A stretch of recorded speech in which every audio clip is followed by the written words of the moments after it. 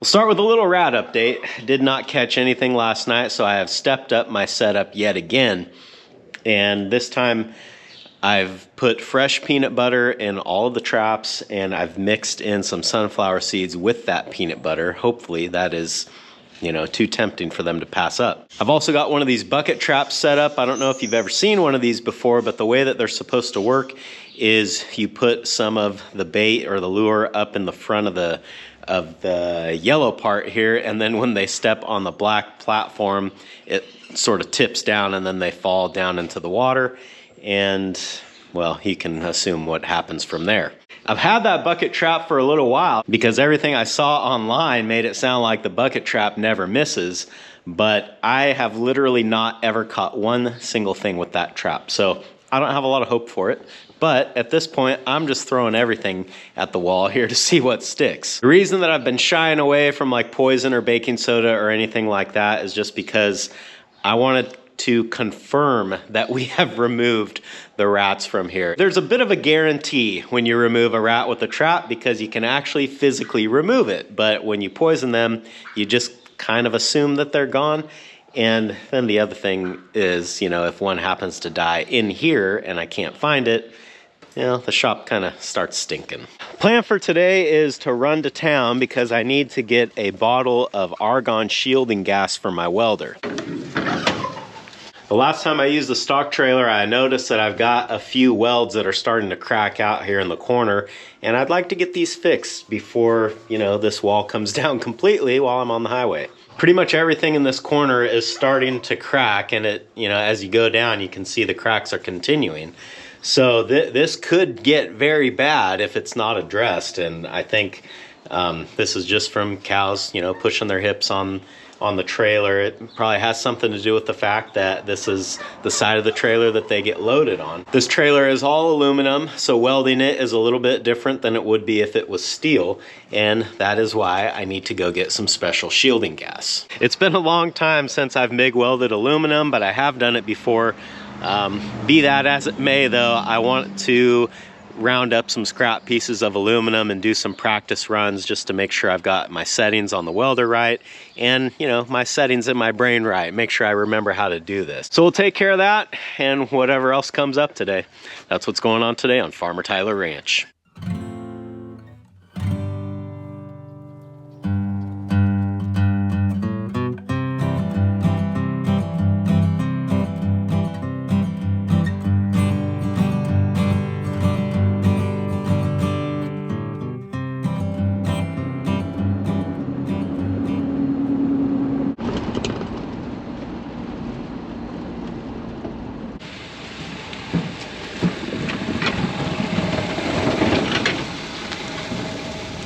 While we're out and about, I figured it'd be a good use of time to just swing by the winter pasture here, check on these cows so that I don't have to make a special trip over here later to do it.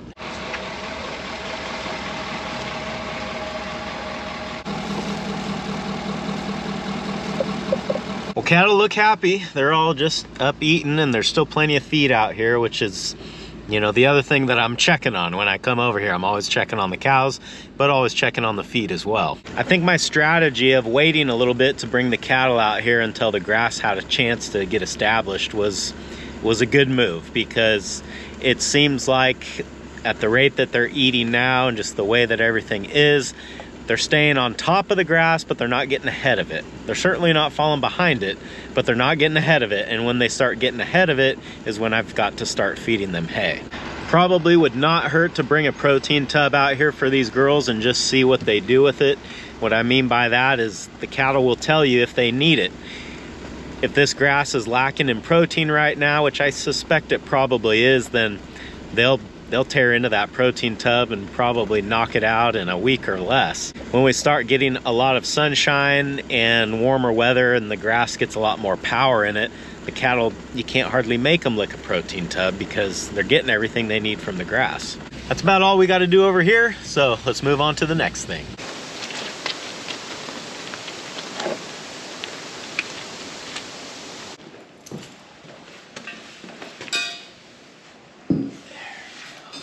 We're back in the shop now, and as I mentioned before, it's been a while since I've done any aluminum MIG welding, And the more I was thinking about it, I was just like, you know, I don't want the first time that I run a spool gun in the last 5 years to be on the trailer itself. I want to practice a little bit to, you know, hopefully ensure that the quality of my results is a little bit better. So I've been searching all over the shop for some scrap pieces of aluminum, and I've got several of these little pieces of angle iron. These are probably about 3/16. I'm thinking they don't look like they're quarter, so 3/16 thick.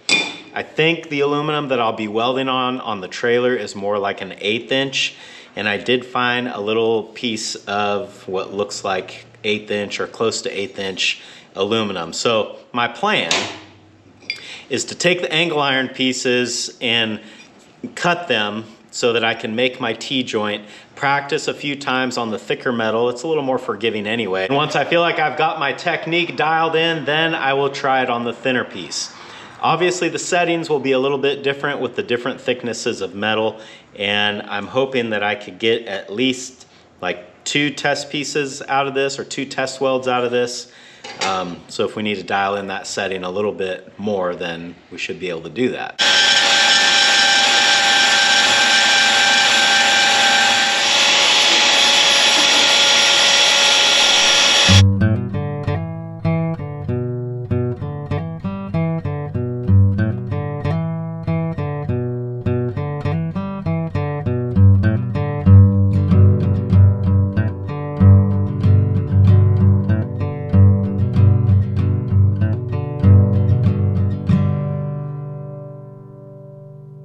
So let's get the spool gun hooked up to the welder and see what we can do.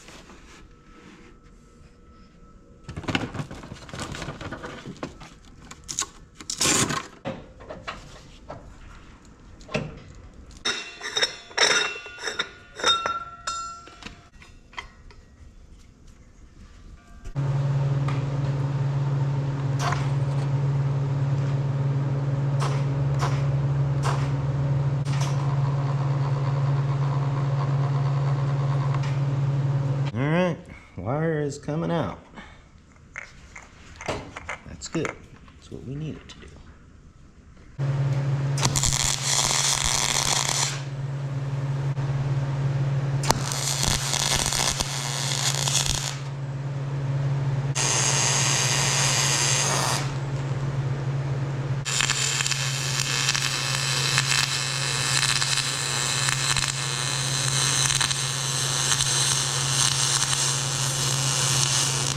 Well, all I can say is it's a good thing that I did some practice, because I had a lot of cobwebs to dust off. I've got my test pieces here in order of how I did them, and you can see there is an evolution or a progression from the first one to the last one.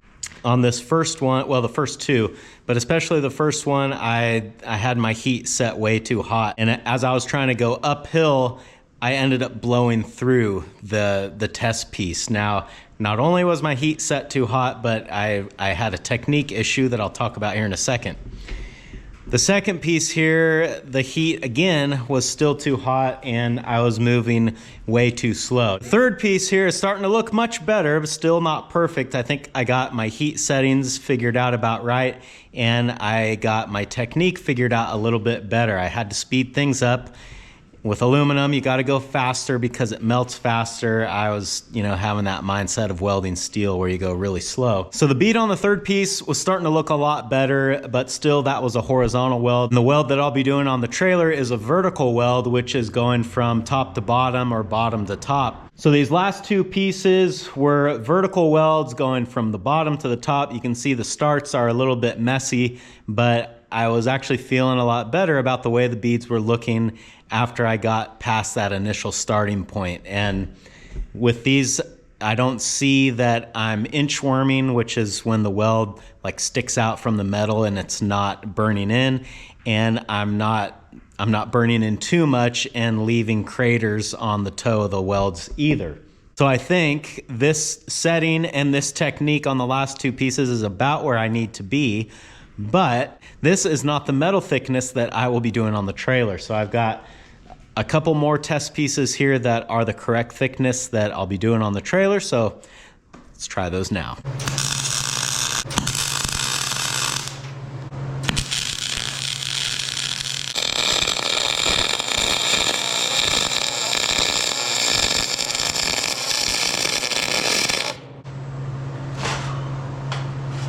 Well, I've learned a lot, and I'm still not real satisfied with a good setting for the machine on the thinner metal. So rather than just sort of roll the dice and try to weld the trailer, I think that I will need to go get another little piece of aluminum flat bar and try this a few more times, just because I really don't want to blow holes in that trailer. I want to keep the trailer as nice as I can, and I think I just need a little bit more practice before I'm ready to do that. I did want to show you guys this process though, because I know a lot of the times I make things look really easy, and I just wanted to show that I'm just like everybody else. I have to learn and practice, and you know, you're not just born good at things. So I'm out of practice material for now, but we'll revisit this later.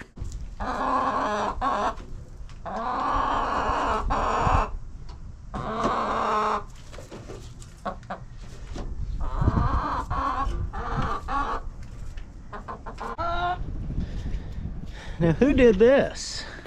That's not where that goes. Well, including the egg that was in the mud, we got 21, which I think is a record for these chickens. I don't believe we've got that many before. Somebody asked how many chickens do I have out here, and I'm not exactly sure. I can count 30 of them pretty consistently. I thought there was a couple more than that, but it's somewhere in that ballpark.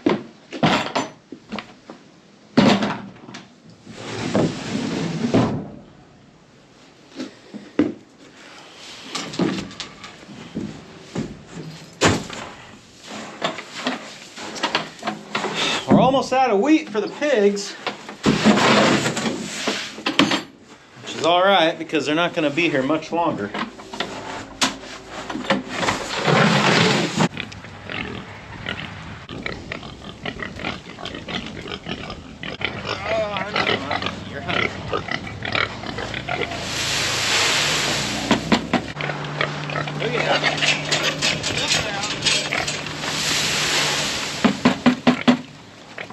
You guys can sniff me, but don't bite me. Okay? That's the deal. The funny thing about pigs is that when you first get them home and they're little, you just look at them wrong and they all run away from you. But when they get to this age, they won't hardly leave you alone.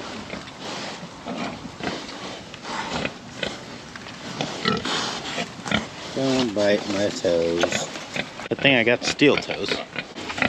That pig right there is a giant.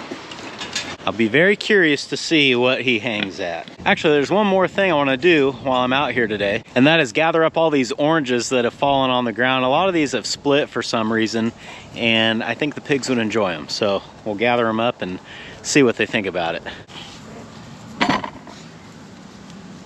A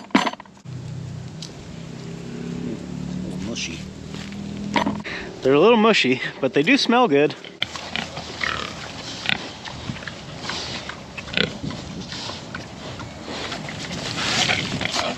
Interesting. Of all the things that I expected them to do, a roll on the oranges was not one of them.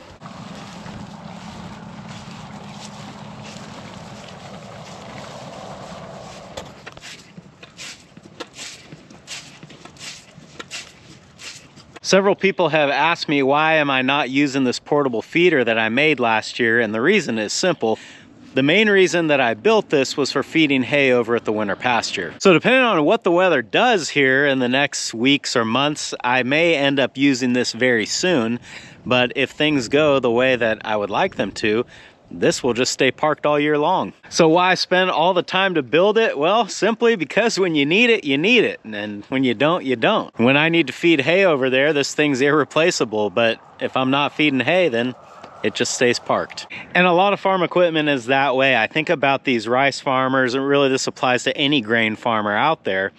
if you've got 2 combines and then tractors and grain carts and all that, you've literally got millions of dollars worth of equipment that for 11 months out of the year just sits there.